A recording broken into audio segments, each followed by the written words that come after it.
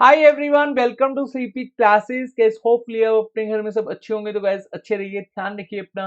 And guys आज हम discuss करेंगे वर्ल्ड मैप सीरीज सेकंड में सेंट्रल एशिया, और ये एशिया कॉन्टिनेंट का हमारा थर्ड सेशन है। तो चलिए सेशन को स्टार्ट करते हैं। अब देखिए, सेंट्रल एशियन कंट्रीज में टोटल 5 नेशन आते हैं and all 5 central Asian nation become independent after the collapse of the USSR. और यूएसएसआर का कोलैप्स कब हुआ था? 1991 में। और ये सभी के सभी नेशन मिनरल रिच नेशन है।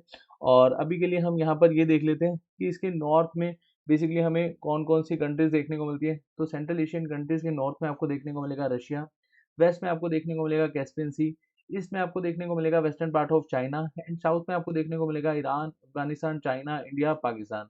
अब देखिए, ये सभी की सभी जो सेंट्रल एशियन नेशन है, इनको कहा जाता है लैंड लॉक कंट्रीज। लेकिन यहाँ पर जो एक कंट्री है उज्बेकिस्तान, इसको कहा जाता है डबली लैंडलॉक कंट्री, क्योंकि इसके सराउंडिंग में जितने भी नेशन है, जैसे कजाकिस्तान है, तुर्कमेनिस्तान है, तजाकिस्तान है, किर्गिस्तान है, ये क्या है? लैंडलॉक कंट्रीज हैं। दैट्स व्हाई उज्बेकिस्तान को हम क्या बोलते हैं? डबली लैंडलॉक कंट्री। अब आपके मन में एक सवाल आ रहा होगा कि सर कैस्पियन सी के होते हुए हम इसको बेसिकली लैंडलॉक कंट्री कैसे कह सकते हैं, कजाकिस्तान एंड तुर्कमेनिस्तान को? क्योंकि यहाँ पर अगर हम देखें, कजाकिस्तान भी डायरेक्ट एक्सेस कर रहा है कैस्पियन सी को, और तुर्कमेनिस्तान भी। देखिए, कैस्पियन सी के पास ओपन सी का एक्सेस नहीं है, ये अपने आप में एक लैंड लॉक्ड है। और ये कैस्पियन सी नहीं हम इसको कहते हैं, हम एक तरह से इसको लेक कहते हैं, लेकिन लिखते कैस्पियन सी है। तो यहाँ पर आपने याद रखना है, इसको साल्ट लेक कहते हैं। वैसे मैंने काफ़ी डिटेल में आपको करवा रखा है। आपने अगर वर्ल्ड मैप सीरीज फर्स्ट देखी है, जहाँ पर मैंने 8 सेशन लिए थे और उसी में मैंने कैस्पियन सी काफ़ी डिटेल में बताया था, तो वो सेशन को आप देखिएगा। उसमें जो भी मैंने आपको पॉइंट्स बताए थे, उन पॉइंट्स को याद रखिएगा और जितने भी आपके डाउट्स होंगे वो क्लियर हो जाएंगे। चलिए हम वापस आते हैं। सबसे पहले इन पांचों नेशन की कैपिटल्स देख लेते हैं। तो कजाकिस्तान की कैपिटल क्या है? नूर सुल्तान। और प्रीवियस सेशन में मैंने आपको अस्ताना बता दिया था। उज्बेकिस्तान क्या है? ताशकंद। पहले अस्ताना ही होती थी, लेकिन अब क्या है? नूर सुल्तान है। और किर्गिस्तान की कैपिटल है बिश्केक। तजाकिस्तान की कैपिटल है दुशांबे, एंड तुर्कमेनिस्तान की कैपिटल है अशगाबाद। तो देखिए, कैपिटल्स आपको पता होनी चाहिए और वन बाय वन हम सभी सभी नेशन को डिस्कस करेंगे। सबसे पहले हम डिस्कस करेंगे यहाँ पर पमीर नोट। अब देखिए, पमीर नोट हमें कहाँ पर देखने को मिलेगा? ये आपका तजाकिस्तान वाला जो एरिया है, यहाँ पर आपको देखने को मिलेगा पमीर नोट। और इसको आप बेहतर ढंग से समझ पाएंगे। यहाँ आपको जो पमीर नोट देखने को मिलेगा, और इसी की चेन है Tian Shan mountain, Kunlun mountain, Karakoram range, Himalayan range, and Hindu Kush mountain range. अब देखिए, यहाँ पर एक पॉइंट आपको याद रखना है कि पमीर नोट से कौन सी रिवर निकलती है? अमू दरिया रिवर, जिसका एक्सेस मतलब जिसका ड्रेनेज हमें देखने को मिलता है अरल सी में। और जो हमने यहाँ पर अभी देखा त्यान शान माउंटेन रेंज, यहाँ से कौन सी रिवर निकलती है? सायर दरिया रिवर। मैं दोनों रिवर लिख देता हूँ। सायर दरिया रिवर, इसका ओरिजिन क्या है? त्यान शान माउंटेन। और ये आपको देखने को मिलेगा इस वाले रेंज में। और पमीर नोट से कौन सी रिवर निकलती है? अमू दरिया रिवर। दोनों का ड्रेनेज हमें कहाँ पर देखने को मिलता है? अरल सी में। अभी के लिए जो अरल सी का पानी है वो सिकुड़ता जा रहा है, 10% ही यहाँ पर पानी बचा है। और ऐसा क्यों? ये भी हम ऑलरेडी मैप सीरीज फर्स्ट में कवर कर चुके हैं, कैस्पियन सी एंड ब्लैक सी में।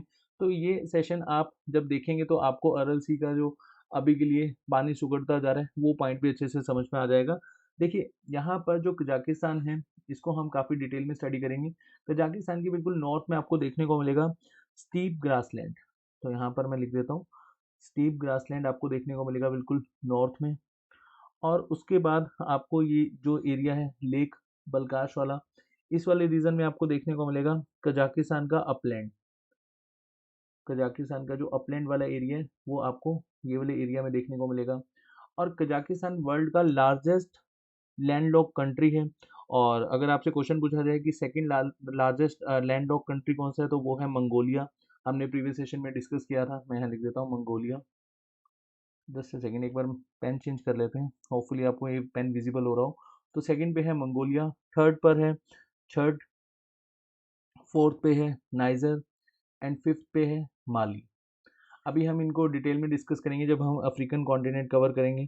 देखिए, Kazakhstan oil, natural gas, even uranium में मतलब काफ़ी ज़्यादा प्रोड्यूस करता है। और यूरेनियम पूरे वर्ल्ड का 42% प्रोड्यूस करता है। तो यूरेनियम के अगर पॉइंट ऑफ व्यू से समझे तो 42% अगर प्रोड्यूस कर रहा है, तो ये वर्ल्ड का लार्जेस्ट प्रोड्यूसर हो गया। अगर आपसे क्वेश्चन पूछा जाए कि सेकंड प्रोड्यूसर कौन सा है, तो कनाडा। थर्ड कौन सा है? ऑस्ट्रेलिया। देखिए ऐसे स्टैटिक से रिलेटेड क्वेश्चन पूछे जाते हैं और इन्हीं में ही हम कंफ्यूज हो जाते हैं। अच्छा, जब ये यूएसएसआर का पार्ट हुआ करते थे तो यूएसएसआर ने अपना जब वर्ल्ड का फर्स्ट स्पेस स्टेशन बनाया था, कैस्मोड्रोम स्पेस स्टेशन, वो आज की डेट में हमें कहाँ पर देखने को मिलता है? कजाकिस्तान में। अब यहाँ मैं लिख रहा हूँ कैस्मोड्रोम स्पेस स्टेशन, ये आपको कहाँ पर देखने को मिलेगा? कजाकिस्तान में। अच्छा चलिए, इससे रिलेटेड एक क्वेश्चन है, वर्ल्ड की जो फर्स्ट सैटेलाइट थी वो इसी स्पेस स्टेशन से भेजी गई थी, तो उस सैटेलाइट का नाम क्या है मुझे आप कमेंट सेक्शन में बताइएगा। और अभी के लिए इसको एक्सेस कर रहा है रशिया, और रशिया ने इसको लीज पर ले रखा है 2050 तक। पहले यूएसएसआर का पार्ट था, तो यूएसएसआर ने इसको डेवलप करा था, अब ये कजाकिस्तान में है तो रशिया ने इसको लीज पर ले रखा है 2050 तक। उसके बाद देखिए यहाँ पर अगर हम बाकी नेशंस को देखें, जैसे आपको तुर्कमेनिस्तान देखने को मिलेगा, युज़बेकिस्तान देखने को मिलेगा। अच्छा, युज़बेकिस्तान के बारे में हम डिस्कस कर लेते हैं, ताशकंद। अब देखिए ताशकंद में एक समझौता हुआ था जब 1965 का वार हुआ था इंडिया पाकिस्तान के बीच में। उसके बाद 1966 में पीस ट्रीटी साइन हुई थी इंडिया एंड पाकिस्तान के बीच में, और ये पीस ट्रीटी कहाँ पर हुई थी? ताशकंद में। और ये पीस ट्रीटी किस किस के इन बिटवीन हुई थी? लाल बहादुर शास्त्री एंड अयूब खान के बीच में, 10 जनवरी 1966। डेट आप याद रखना, काफ़ी इंपॉर्टेंट है। और ताशकंद में ही लाल बहादुर शास्त्री जी की डेथ हो गई थी। और उसके बाद अगर हम यहाँ पर इंपॉर्टेंस देखें युज़बेकिस्तान की, तो यहाँ पर आपको देखने को मिलेंगे डेजर्ट, काइजल कुम डेजर्ट। ये क्वेश्चन पूछा जाता है कि काइजल कुम डेजर्ट कहाँ पर है? युज़बेकिस्तान में। उसके बाद देखिए जो तजाकिस्तान है इसकी इंपॉर्टेंस मैं आपको बता चुका हूँ। और तुर्कमेनिस्तान से रिलेटेड एक क्वेश्चन पूछा जाता है, तापी, जो एक गैस पाइपलाइन है। और तापी से आप यहाँ पर इसको इस तरह से समझ सकते हैं, तुर्कमेनिस्तान से होकर ये इंडिया तक जा रही है, तो तुर्कमेनिस्तान, अफगानिस्तान, पाकिस्तान और इंडिया, तो ये गैस पाइपलाइन इन चार नेशन के इन बिटवीन हमें देखने को मिलती है। और तुर्कमेनिस्तान से ये जो पाइपलाइन है ये कहाँ से स्टार्ट हो रही है? समटाइम्स ऐसे क्वेश्चन भी पूछ लिए जाते हैं, तो आपने याद रखना है Galkynysh, Galkynysh natural gas field से स्टार्ट हो रही है। उसके बाद ये अफगानिस्तान में कौन कौन सी सिटी से होकर जा रही है? हेरात और कंधार। और पाकिस्तान में भी हमें दो सिटी याद रखनी होगी, क्वेटा एंड मुल्तान।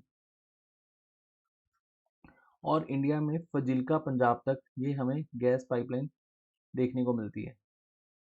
और देखिए यहाँ पर जो तापी ये गैस पाइपलाइन है, इसमें अभी के लिए जो इन्वेस्टमेंट है उसमें 85% इन्वेस्टमेंट तुर्कमेनिस्तान की है, और बाकी जो नेशन है अफगानिस्तान, पाकिस्तान, इंडिया, इनकी इन्वेस्टमेंट 5% ईच है। तो आपने याद रखना है 5% अफगानिस्तान की, 5% पाकिस्तान की एंड 5% इंडिया की। और यहाँ पर फंड किसके द्वारा दिया जा रहा है? एशियन डेवलपमेंट बैंक के द्वारा। और एशियन डेवलपमेंट बैंक का हेडक्वार्टर कहाँ पर है? मनीला, फिलीपींस में। अब नूर सुल्तान से रिलेटेड एक इन्फॉर्मेशन है, ये आपने याद रखनी है। सेकंड कोल्डेस्ट कैपिटल है ये, और फर्स्ट कौन सी है? मैं मंगोलिया की, और हमने प्रीवियस सेशन में डिस्कस किया था मंगोलिया की कैपिटल कौन सी है? उलन बतार। और उलन बतार में टेम्परेचर रहता है लगभग -2 डिग्री सेल्सियस के आसपास। अब हम यहाँ पर वाटर बॉडीज डिस्कस करेंगे। देखिए कैस्पियन सी, कैस्पियन सी भी हमें यहीं पर देखने को मिलता है। और कैस्पियन सी के सराउंडिंग में कौन कौन से नेशन है? Iran, Turkmenistan, Kazakhstan, Russia and Azerbaijan. और जब मैंने आपको कैस्पियन सी काफ़ी डिटेल में बताया था, तो इसको जो इसके सराउंडिंग में कंट्रीज़ हैं इनको याद करने की एक ट्रिक बताई थी, तारीख। तो इस ट्रिक को आप याद रखिएगा। टी से तुर्कमेनिस्तान, ए से अजरबैजान, आर से रशिया एंड आई से ईरान एंड के से कजाकिस्तान। उसके बाद ब्लैक सी के सराउंडिंग में हमें 6 नेशन देखने को मिलते हैं, Turkey, Georgia, Ukraine, Russia, Bulgaria and Romania. इसको आप याद कर सकते हैं बर्गर, और यहाँ पर ई आप छोटा इसको रखिएगा याद।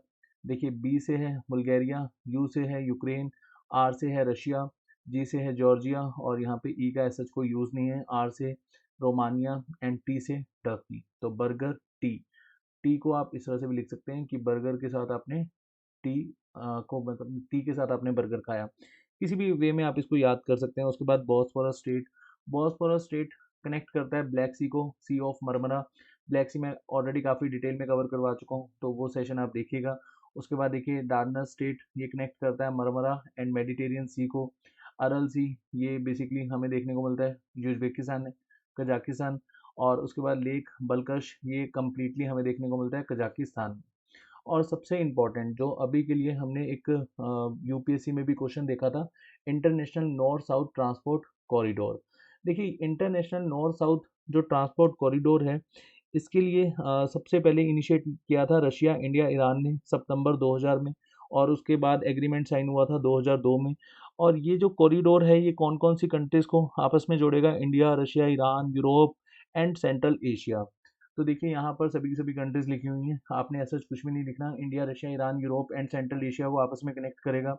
और इसके अभी के लिए करंटली मेंबर हैं India, Iran, Russia, Azerbaijan, Kazakhstan, Armenia, Belarus, Tajikistan, Kyrgyzstan, Oman, Syria, Turkey, Ukraine, Bulgaria.